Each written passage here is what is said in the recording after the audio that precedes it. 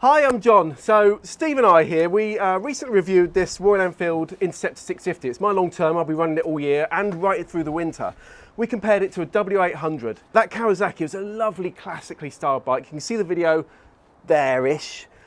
But in those comments, we saw a lot of people asking how this Interceptor compares to the Triumph Street Twin. And also people asking about the Moto Guzzi V7 III. So we're joined by the legend that is professional road tester Simon Hargreaves. I do. And we've got those bikes. So we've just got back from riding them, about 120 miles, something like that.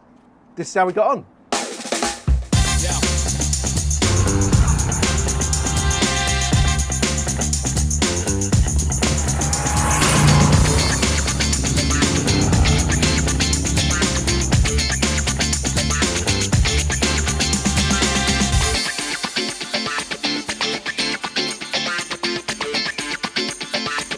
So this video has been brought to you by Bennett's Rewards. If you buy your motorcycle insurance direct from Bennett's, you'll automatically be a member of Bennett's Rewards. And it is jam-packed with some fantastic discounts, money can't buy experiences, competitions, offers. It's really worth checking it out. Go over to rewards.bennetts.co.uk. If you're a Bennett's customer and you've bought your insurance direct, you're in there, get signed in and start taking advantage of those great offers. So we're going to play Top Trumps again, because we love playing Top Trumps. But as before, now we did talk about heritage and everything in the previous one, so we're not going to go over it again with the Royal Enfield, we'll just talk about it briefly. But of course we've got two new bikes here. Simon, tell us about a Moto Guzzi. There's a lot to know about Moto Guzzi because they've got such a history. So actually it's quite cute because the first V7 ever was 1967, which actually makes it the Guzzi, the V7 name, as old as me. Oh, it just fits. Did you go on the launch? Well, funnily enough, so that was the first V7. The first V7 Sport was in the early 70s, 71 I think, and that kind of set the basis for the Le Mans, you know, and all that kind of series of Guzzis all through the early 70s and into the 80s. And so in 2008 they sort of relaunched the V7 as like a tribute, a heritage tribute. There's that word again, the heritage word. Yeah. And that was kind of the V7 1. Then a few years later there was the V7 II, which had a few little tweaks and a few little updates, I think mostly to sort of meet new emissions regs. And then in 2017, which it would be because it was the 50th anniversary, we had the V7 III, which again was tweaked a little bit and tweaked a little bit. So that's where we are now. And the basic layout has kind of stayed the same, which does honour that sort of original V7. Yeah, manufacturers like to talk a lot about authenticity and their heritage, don't they? You know, they've all got heritage, these bikes. Yeah, they have, and Moto Guzzi make a big point of being the longest European continuous manufacturer of motorcycles. There's quite a lot of caveats in there, but I think it's good. You know, 1967 for the first model, it's certainly got a good heritage. Aprilia bought them out, and I think they threatened to move the factory, didn't they? And there was almost local riots because I think 90% of the village work at the Moto Guzzi factory. So they spent millions investing in the factory, brought it up to date, and production continues there to this day. Like most manufacturers, they'll have like a special weekend of the year, like they have a Ducati weekend, and Moto Guzzi have a weekend, or a week I think, actually at the factory.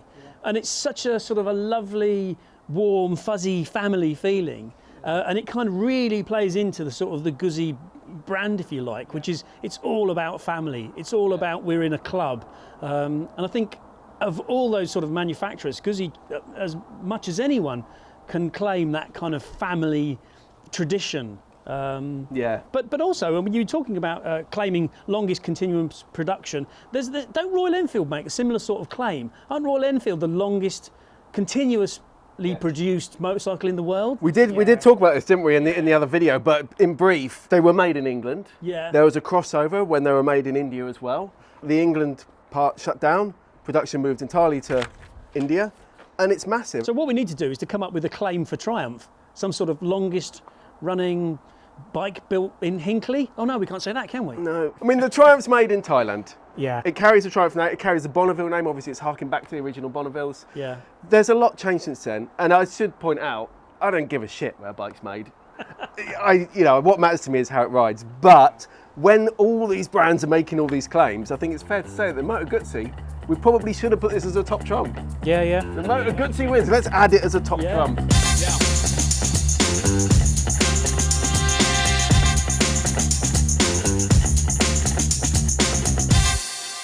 So price, first top trump. I've got 5699. 5699. Okay, I've got 6999. I've got 8,100. Oh, Steve's got the most expensive bike. Yeah, and it's a little bit more because it's got heated grips, so it's a couple £100 more for that. Yeah. So I'm probably knocking on 8.5. Okay, to be fair, I've got extras on here. This wouldn't be 5699. This has got the screen, the bar ends. We did cover this in the previous video. The bar ends, the crash bars. Yeah, well, the accessories alone are £327.95, but the chrome is 6199 without the accessories. So this bike's worth 652,695, but it doesn't ride any differently. So we're going to say 5699. Now, you've got the night pack, Right. which is more expensive because it's got the full LED headlights. It's got the different paint finishes. You can actually go to an even higher spec one with gloss paint, spoked wheels, more chrome on it. But we're saying 6999 because at the moment, as you could buy these now, you can get £1,000 off the V7 III Stone, which would ride exactly the same, and it costs 6999. Right. So there are our prices. What I do want to know is, does it mean the higher figure is the winner or the lower figure? Higher, of course. No. It's always higher figure. That does confuse me with top trumps sometimes. Yeah. Should the cheaper, yeah, but in this case, lower wins, I think.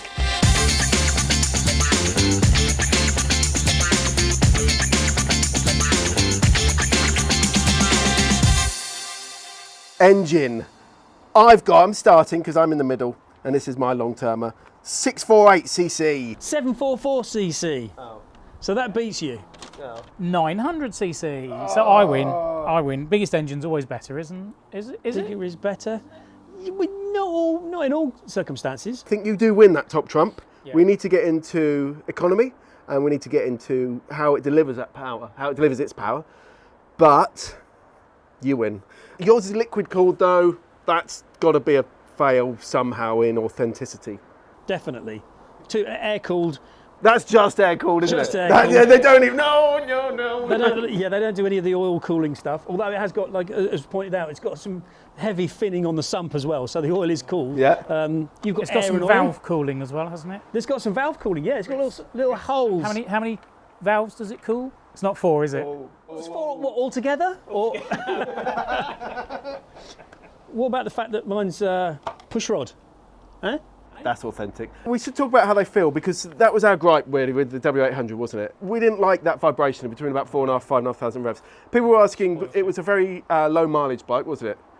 Would that have got smoother? A lot of people have commented on that saying they own them, they love it because of that character. Other people have said they didn't buy one because of that vibration. So it doesn't seem to go. It may change slightly, but it's a character of that engine. And as we said at the time, a lot of people love that. And talking about characters of engine, we've got a parallel twin. We've got a transverse V twin. Why did we? Probably should have said that first.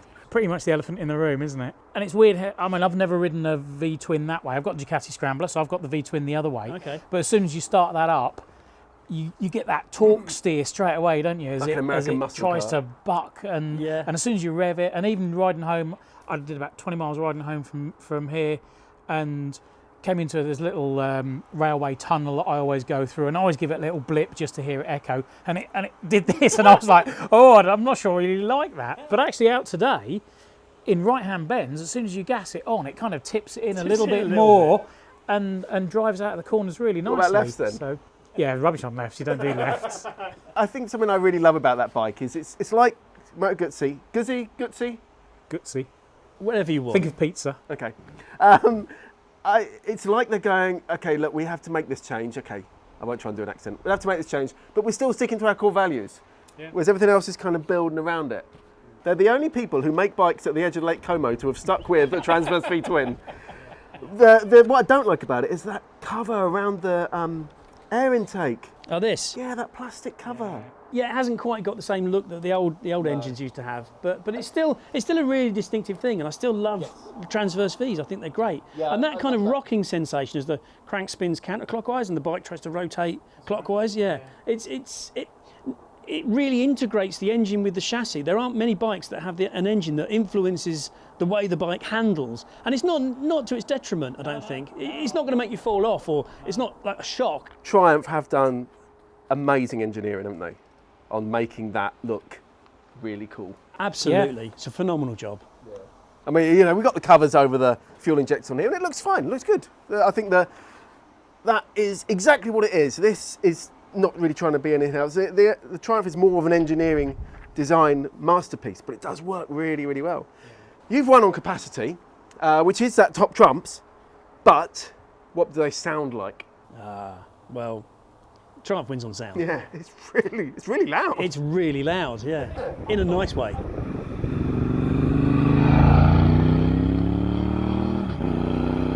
I thought for when I wasn't on the Triumph, it sounded great, but actually when I'm on the Guzzi, that sounds great when you're riding it because it's got that really low. It's got a real chug to it, hasn't it? Yeah.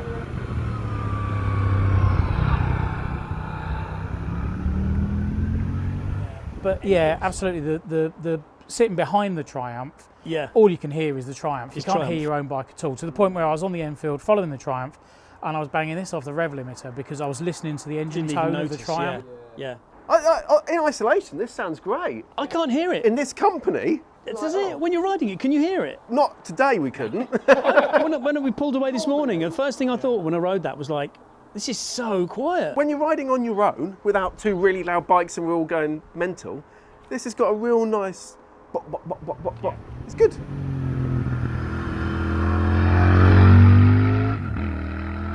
But that does sound. Actually, I was on the launch of that bike and Triumph were quite coy about it, I'm not sure if they were coy because they were actually coy or whether it was that kind of faux, don't tell anyone, but they were saying that for part of the sort of the ramifications of Euro 5, one of them was this unexpected benefit that they could make their twins, just the twins, a little bit noisier. I'm not sure, they didn't explain why it was specifically, so I suspect it was that. But they made that louder for Euro 5. Yeah, louder for Euro 5. So we filled up, we brimmed them all, Yeah. zeroed the mileage, and then we all stopped at the same garage. We all recorded roughly the same mileage, 94, 99, 97. So the speedos are just out a little bit, just as to confirm the Guzzi speedo runs a little bit fast, which I suspected it did. But we ended up with 46.8 to the gallon out of the Guzzi, 51.5 out of the Royal Enfield, which was surprising because last test we got 61 something. I think we were going for it quite a bit today. I think that just shows how much harder these two bikes were working to keep up with the Because we went for it last time, but this But the time we're Triumph, chasing that. 51.24. So actually you're still the most economic by 0.3 of a mile to the And gallon. that's fairly uneconomical. Yeah.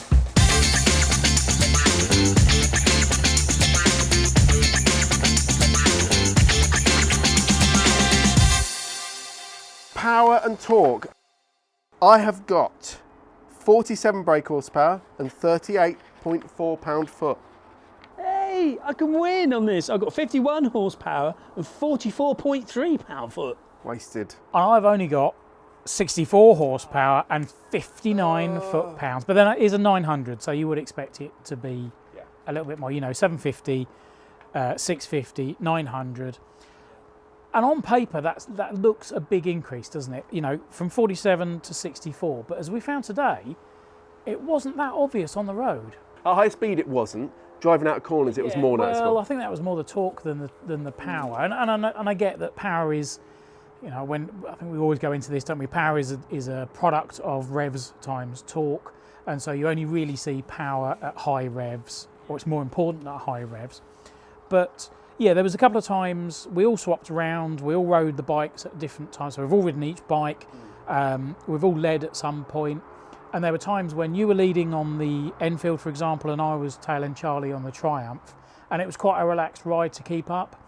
When you were leading on the Triumph and I was on the Guzzi, for example, I was busting a gut to keep up, and that was really hard work. And it just showed its difference there. Yeah, I think the difference is that the average road speed of these three bikes is fairly similar.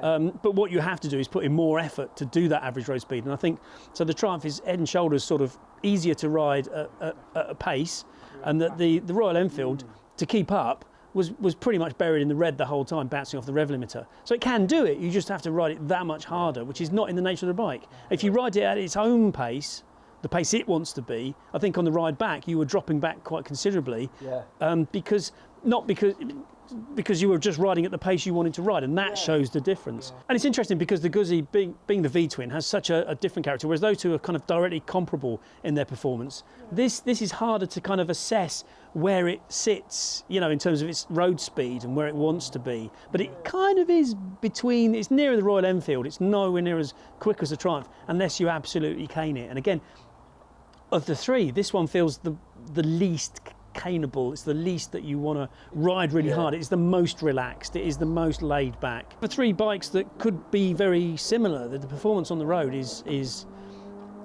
the character of their performance is very different, even though the overall level is pretty similar. You know, on the route back into town, there's corners there that I'm always a bit sketchy on, and you can just tip this in, and it just goes, yeah, that's fine, I've got this. Whereas I found on the Guzzi, it was like, not really sure what you want to do, and then you get halfway through the corner and it goes, oh yeah, I think I'm all right with that. Whereas the Triumph just goes, I've got this, sit back, relax, I've got this for you. The Triumph makes me want to ride fast. Yes, oh absolutely, it's a little red devil on your shoulder, isn't it, all the time. Faster, faster, faster.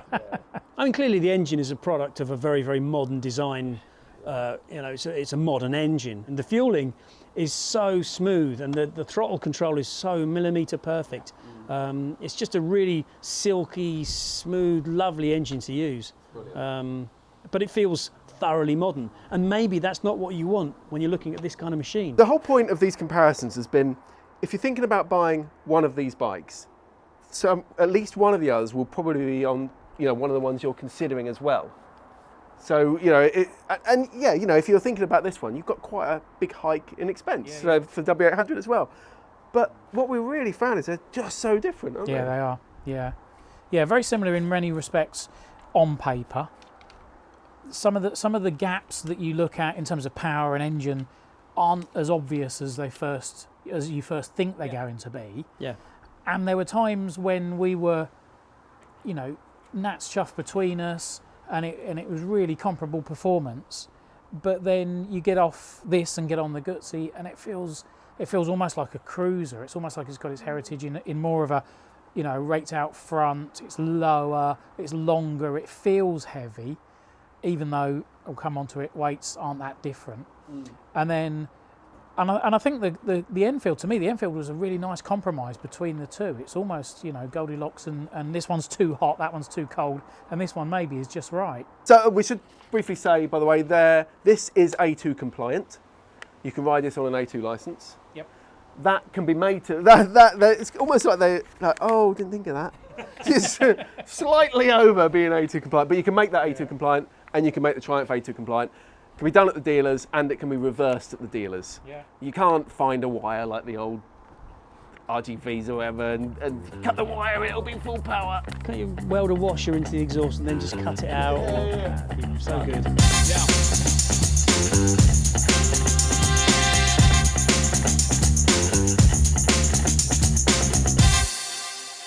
Weight. What have you got, Steve? I've got 210 kilos. 209 kilos. I've got 202 kilos. Yeah. Lower winds, surely. Yeah, I guess it probably should, yeah. But you know, to be honest, it's a couple of kilos, and to push around, I think the Guzzi actually feels quite heavy, possibly, I don't know when you're pushing it around because it's... This is the hardest bike to push around. Is it? Okay, all right. I think it's because it leans over so far, it just feels like you're picking up more as you try and get it off. And it always pushes it out into my bike in the garage and leans against it, but it just feels heavier. And we in our last video, we were saying we need to get some scales. We couldn't get hold of any at the time. But thank you very much to Richard Dodd, who weighed his Royal Enfield with about 2/3 of a tank of fuel, and it was 204 kilos. Yeah. So actually, and they all, some of them do it at full tanks of fuel, some of them do it 90%, some of them do it lower. So I'd say realistically, this is probably about, with a full tank, probably about 210. The Triumph, they always give their stats as dry weights. Don't they? How annoying is that? It's really annoying. Bit underhand, but I just stick 12 kilos on it because that's the size of the fuel tank. But I think this is another one where you'd go, oh, 210, 209, 202. We should say that 210 is the estimated weight with a full tank of fuel. Yeah. So you go, it's only a couple of kilos, but actually, again, on the road, this was one of these things where on paper they're all level, but on the road, this just felt so light and nimble compared to the Guzzi. Yeah, I think though you could probably put more weight on them. You could put 2 kilos on it and it wouldn't feel any different. I don't think it's the weight that's made that feel more nimble than that. I think that's the hinges built into the chassis. And Yeah, I think we can agree. We can argue about these two, but I think we can agree the Triumph is in terms of just the sitting on the bike and manoeuvring it and pushing it around, it's the lightest, or it feels the lightest to me. yeah. Despite on paper potentially maybe being the heaviest. Yeah, that's right. Yeah. Certainly in terms of, I know what you're saying about high speed handling and weight, but just doing like U-turns and that kind of really low speed, it's beautifully balanced. Yeah. It'll turn around, it'll do a U-turn in half the space of these two. Yeah. So with the weight and with the power to weight ratio, I worked it out this time. Yep, well done. Special maths. So I'll start. On the Triumph, I've got 0.305 brake horsepower per kilo. Si? I don't want to play this game anymore. I keep losing. I've got 0.244 brake horsepower per kilo. I've got 0.232 brake horsepower per kilo. I mean, we're down to fractions, aren't we? That may be skewed by slightly in variances in how manufacturers weigh bikes. Yeah. In these bikes, really, does it matter? No. Except when you've got quite a jump. I think that reflected on the road. These two were quite close, and the Triumph was just that little bit livelier, wasn't it? Yeah. Yeah. Got a bit more go. It's got, a bit more go in the engine.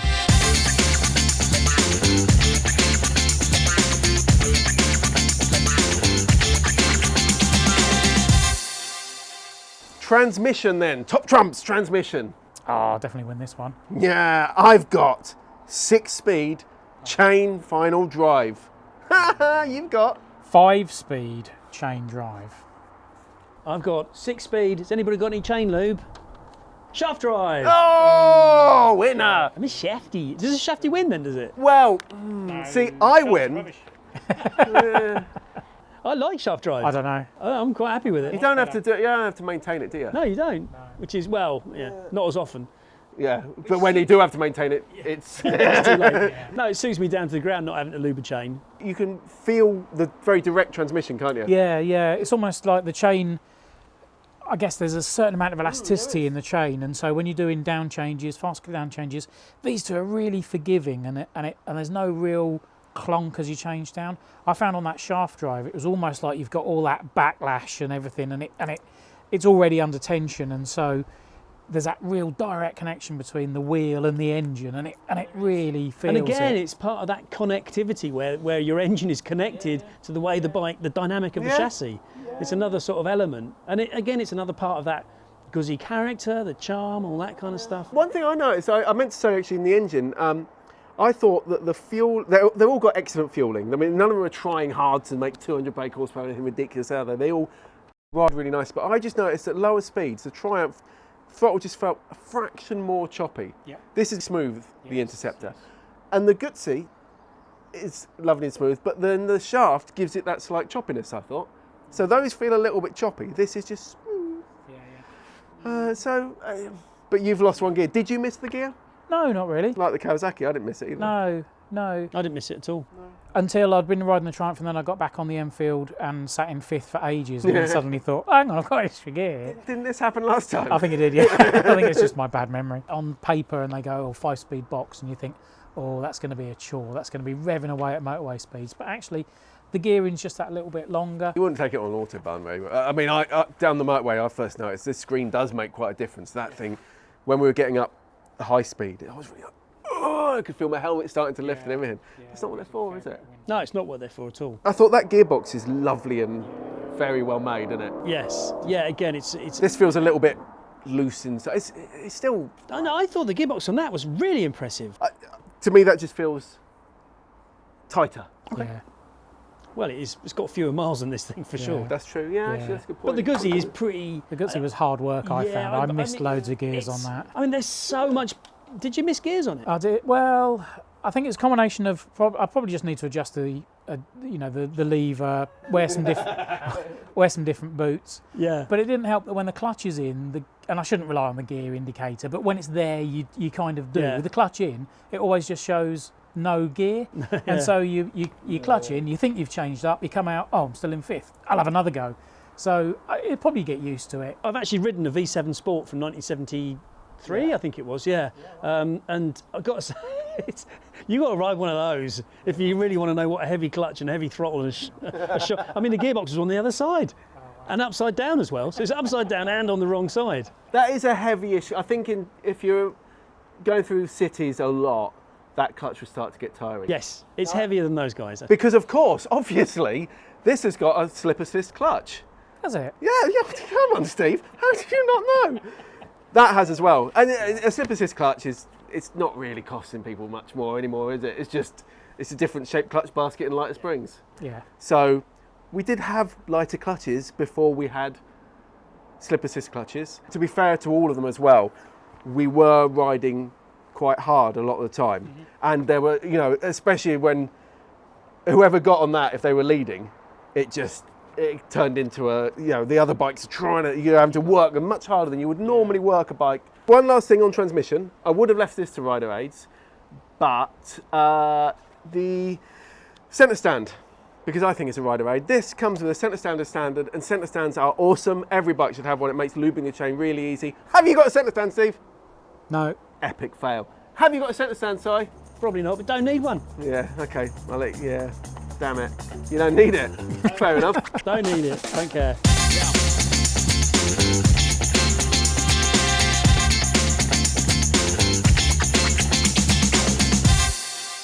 Tank size, larger wins, I would suggest. Can I go first? Go on then. 21, count them, 21 litres. I mean, that's like an adventure bike. I'd ask, are you sure you didn't transpose those numbers? But I wrote them down, and so I've transposed the numbers. Oh, it's 21 litres. Yeah. I think it is 21 litres. Is it genuinely 21 litres? Yeah. I've got 13.7. I've got a 2 and a 1, but it's the other way around. I've only got 12 litres. And that showed up today, didn't it? I was the first to pull in for fuel. The fuel light came on. Yeah, I mean, we all stopped for fuel at the same time, and we've measured economy by brimming, empty and brim, and these two have got fuel economy gauges. This hasn't. They've all got fuel gauges. These two have got economy gauges. You made a good point. Where do they put it all? But well, look at the tank. They're the same sort of size. I mean, it's quite a long tank, really. it looks the same size, but of course, most fuel tanks are massively concave, aren't they? Yeah. Because they're going over the spine of the frame, because the frame has to go over the top of the engine. But there, the engine sticks out the sides, kind of. Okay, so wins by a landslide. Yeah, on actual tank volume. All right That's then. good.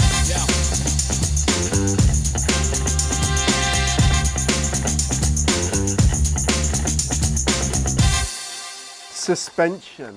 I have 41mm forks and twin shocks. I've got 41mm forks, and I think I've also got twin shocks, yep. I've got 40mm forks and I've got twin shocks. You got 40mm forks. How do 40mm forks even not fold in half? I don't know how How do they support the bike? I'm trying to think of something else I've got. I've got Well, you've got nuts and screws on the back that made us think they were adjusters, but they're not. fake adjusters, yeah. I've got fork gators. You haven't got fork gators. Have you got I gators? have. I've got fork gators. Are the gators standard though? Probably. I would assume so. But I've just got preload adjustment on the rear. Just got preloaded. All right, so there's no like clear winner on the suspension. You're not going to notice 1mm difference in forks, are you? No, but suspension does come under handling. How do they handle? Because this, I think, when you ride it like you would expect to ride something like this, it's fine. You summed it up really well.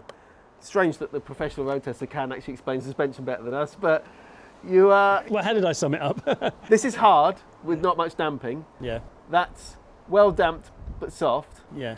That's good. Yeah, that's soft, and Worked. that is very soft and very well damped. Yeah. Yeah, so you get a really sort of plush quality ride out of it. I think it could. It doesn't handle like a awesome sports bike, does it? You know, it's not. No. But I mean, for the comparing these three bikes, that's definitely the most modern and the most sort of Well suspended. yeah, and the best compromise between handling and ride quality. It's got a bit of both. Sitting from behind, watching all of the bikes go over bumps at various times, that's definitely the least affected. Yeah. You know, on the others, you see the rider kind of tensing a I hit little a bump bit. on this, and it's one of those ones where you weren't prepared, and you actually feel your internals smack into each other. Yeah. Oh, it's horrible. I mean, the fork action on the Royal Enfield is tragic. It's absolutely awful. When you bounce it up and down, it's got so much stiction. So, given that that's what the factory had to work with, that's their spec. Yeah. The handling of it it's one of those kind of, it's really good considering what Yeah. they're doing. They're doing a good job with what they've got. I've got some new Hagon shocks, every video I say, but I've got some new Hagon shocks, and I've been Yeah. putting off fitting them because I didn't want to do comparison tests with a new set of shocks. No, So no, it's not fair. a couple £100 shocks. So they're going on after this, and that'll be in the next video. That is one of the things you think when you're riding that bike. You kind of, I mean, I know it's kind of the point of some of these machines is you just think about customising what I could do to make it better. And suspension, you just think, wow, this would be so good if I made the suspension better. But then you'd have to make the brakes better. But we all love tinkering. Well, most of us love tinkering and changing things on bikes, don't we? Yeah, And with this one, I think that's part of its. absolutely. There's a lot to change. Yeah, you could be thinking, oh, I might change this. I've got nearly £3,000 in my pocket. That's the thing, isn't it? But the big difference is I think you'd want to engineer this bike. With the Triumph, if you wanted to customise it, you'd be looking at paint and trim on your seat. Yeah, you little wouldn't wanna- bolt-ons. Yeah, bolt-ons. But that's not to say that if you bought this, you have to change anything at all. No. It's just when you absolutely ride not. them back to back, You have to think about this a lot more, don't you? Yeah. You have to plot which it. isn't a criticism. Because we're not talking about sports bikes No, here. no, of course it's not. It's not a criticism. It's just defining the character of the bike, and you do have to think about where you're going. You have to plan your route a little bit more, which again, like I say, people might want to ride like that. It's great fun to do it. It's engaging. Again, it's that word. It's that charisma. It's that engagement with the machine. Yeah, and that's a good point, actually. All of them are engaging. None of them would you say, if you're the kind of person who likes to ride extraordinarily fast, don't buy this. Because all of them are still really good fun. You can't get any faster. None of these will go up to a speed where you're like, just don't take it over that speed because it won't do it. No, but it was noticeable on the Guzzi when I was riding on my own. A lot of those lesser points didn't really show themselves. It's only when you're against two other bikes and you're chasing them down and the speeds just pick up a little bit. So, if you're out for a Sunday afternoon blat on your own, I think you'd be more than happy with a Guzzi. Yeah. Absolutely. Couldn't agree more.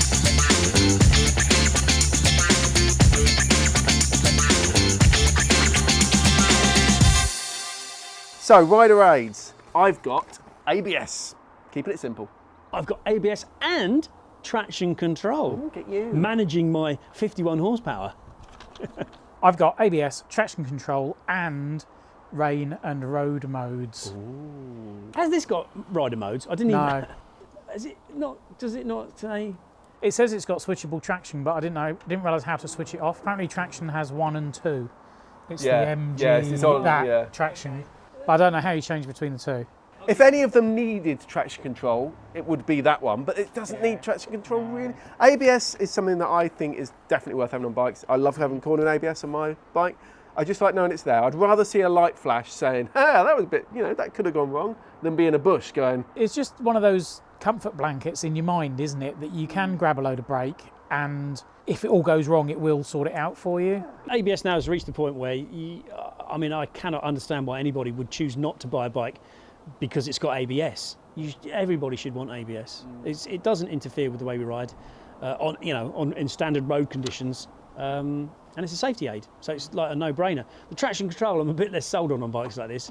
I don't really know why the manufacturers have chosen to put it on. I think just because they can, it doesn't cost anything, does it? Yeah, So- that's it. It can't be a cost to them. So there must be some, it must be cheaper probably because it's also on some other models and they're using the similar Yeah, components true. or something like that. If it doesn't interfere with your riding, Yes, that's the point. Who And it cares? doesn't interfere. So this is the most pure because it's only got ABS, which is a legal requirement, anything over 125. It doesn't interfere with your ride. They've got ABS and traction control, doesn't interfere with your ride. We're all winners.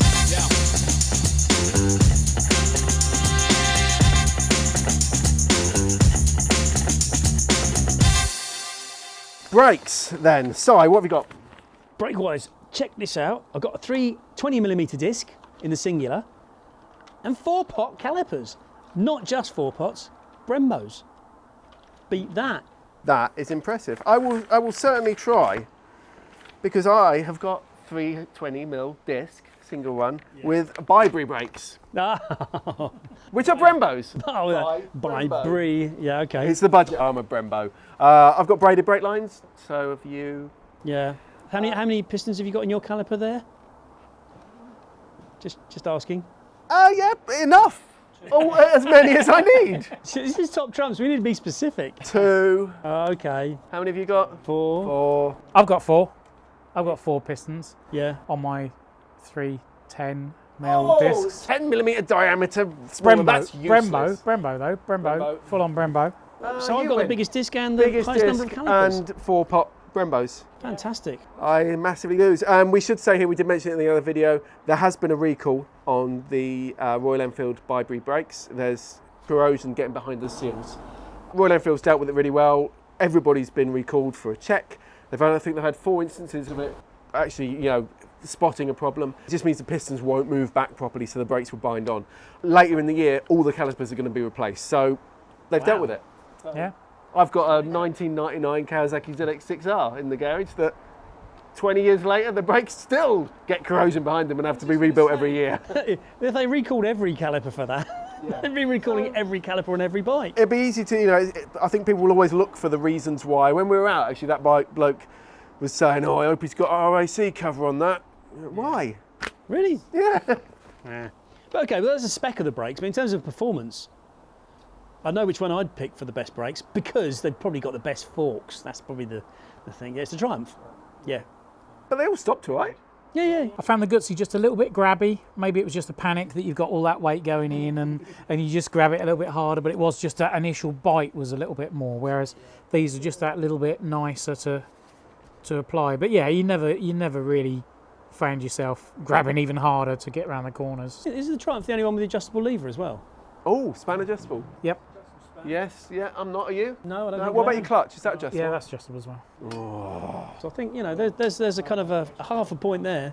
That might... Is that what? Well worth the extra £1,000, isn't it? Span adjustable levers. It is, but it does bring up your 310. It's only 10 millimetres Yeah. smaller disc diameter. Yeah, we make no difference, is it? But side wins.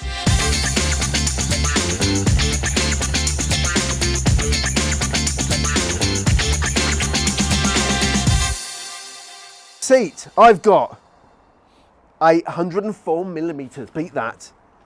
Hang on. Let's get this clear. Is it up or down? Which is better, higher or lower?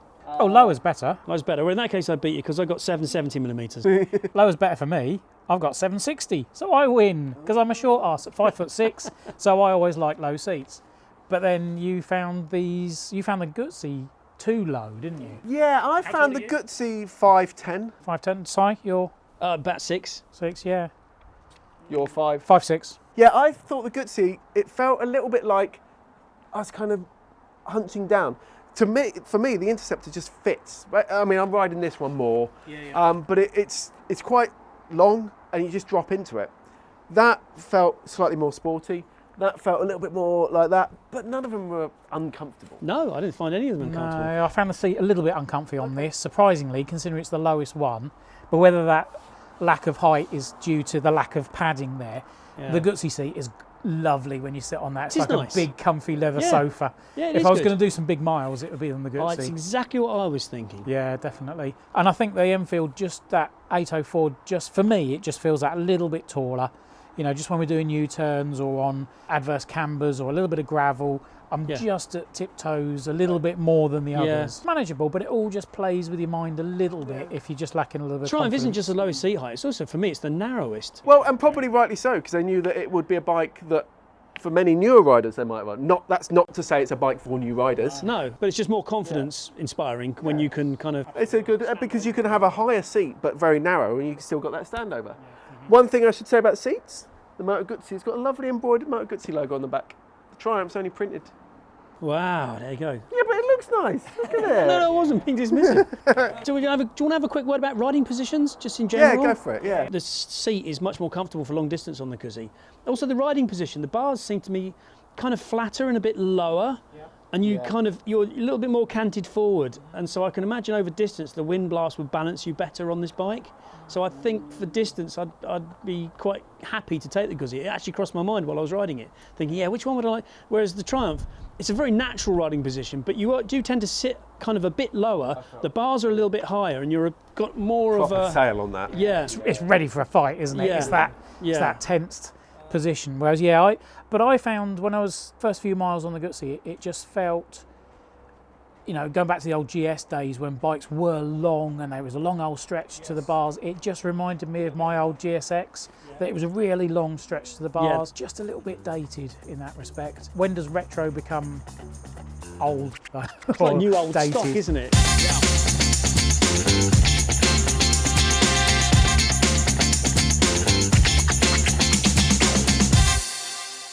Warranty then. I'll go last, I think, I've got a warranty, 2 years. with roadside assist. Yep. 2 years with roadside assist.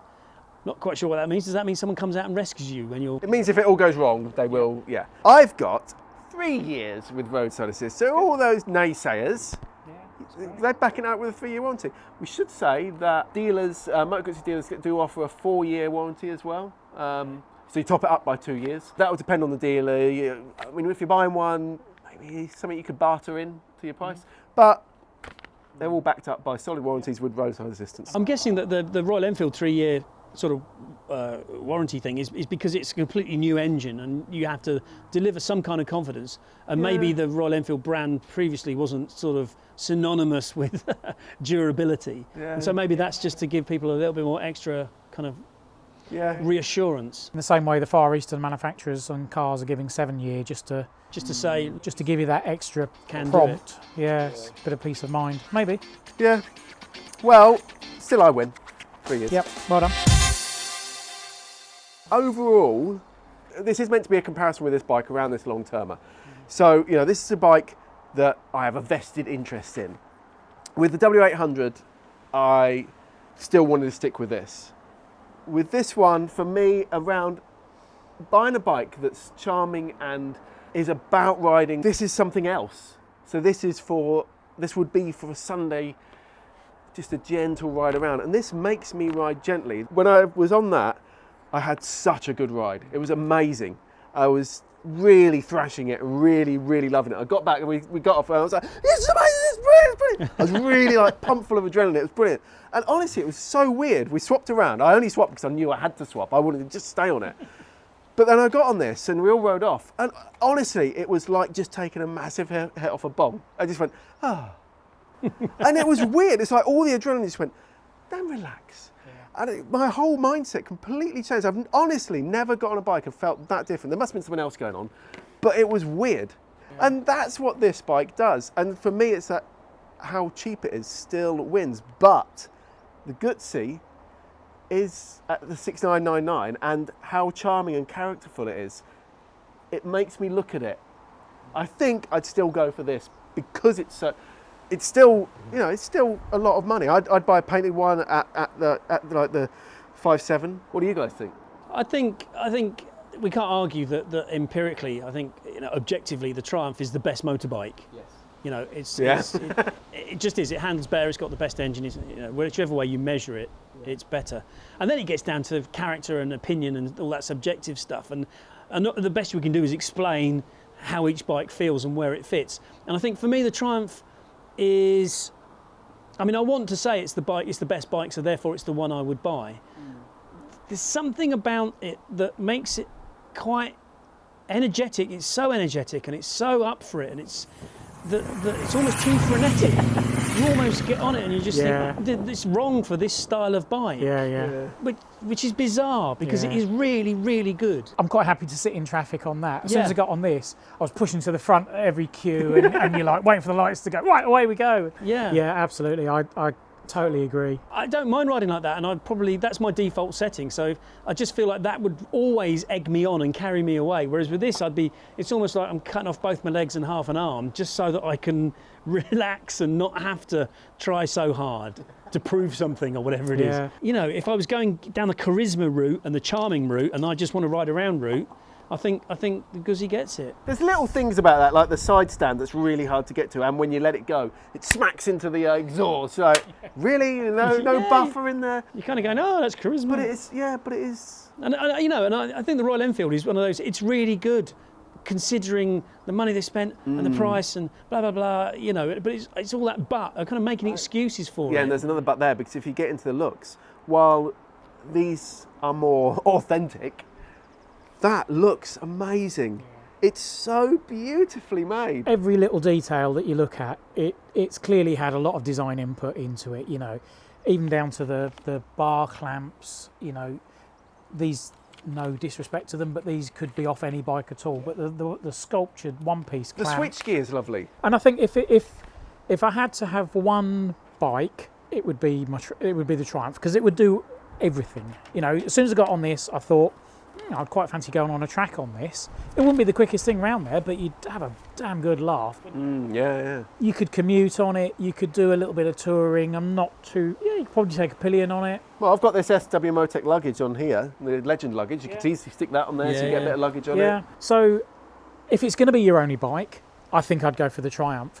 If it was going to be a high days and holidays, Sunday best, something to polish and take down the show, that ain't going to cut it, I don't think. It's going to be the Enfield or the Guzzi. These two are going to draw the crowds. And every time we stopped, the few people that we spoke to when we stopped, they all had their own opinions, didn't they? Oh, I like the colour of this, I like the shininess of this. One guy hardly commented on the he said, I'd like the name. The name, yeah. But I love that headlight. Everything about that bike. That headlight, they've got it exactly the right size. Yes. If it was a bit bigger or a bit smaller, it wouldn't have been quite... The proportions of the Triumph are perfect, and the proportions of the Enfield don't quite work for me. There's something slightly wrong about the shape of the engine and the way it fits with the thing. And people are going to accuse us of being in Triumph's pocket, which we're clearly not, because their design quality at the moment, their design, the economy of their design and the detail is phenomenal. I mean, I know, do you think of like the Rocket? The new Rocket looks like a concept bike because it is so well sort of finished. Yeah, okay. So, looks wise, yeah, Triumph, followed by the Guzzi for me. I love all of the design of that. To me, and this is really hard, this is a lot harder than normal. I really like that, but then I really like that, and I'm really struggling, which sounds like a cop-out, doesn't it? It sounds like, oh look, we like them all. It all just comes back to that you can't judge a bike just by what it is on paper. They are such different bikes and they evoke such different emotions. We all agreed that this is the little devil. It's going to get you in trouble. You're going to go for an overtake that you shouldn't have done. The Guzzi, it might get you in trouble on a corner if it suddenly tightens up and you're into scraping exhausts and things. The Enfield, I think it just sits between the two. It's not the devil. It's not the saintly Guzzi. It encourages you on a little bit. No, I think both of these are the bikes that make you go, I'm just gonna love riding today. That just eggs you on. Yeah. Did I say that I'd prefer this then? In case, can I change it now? I want to change my vote now. I would actually probably, but I probably would buy the Triumph. And the trouble is, although I'm saying this is the one I'd buy, I am like, I really like that. I really want one. And that's why I say if it's your only bike, because your only bike has got to cruise, it's got to relax, but it's also got to excite, hasn't it? Yeah. So I hope that's been kind of enlightening. We've not tried to cop out here because they are all very different. They'd probably all be on a similar shopping list, wouldn't they? But it actually proves, they all have such different attitudes. You really need to, get your shortlist and then get out there and give them a go.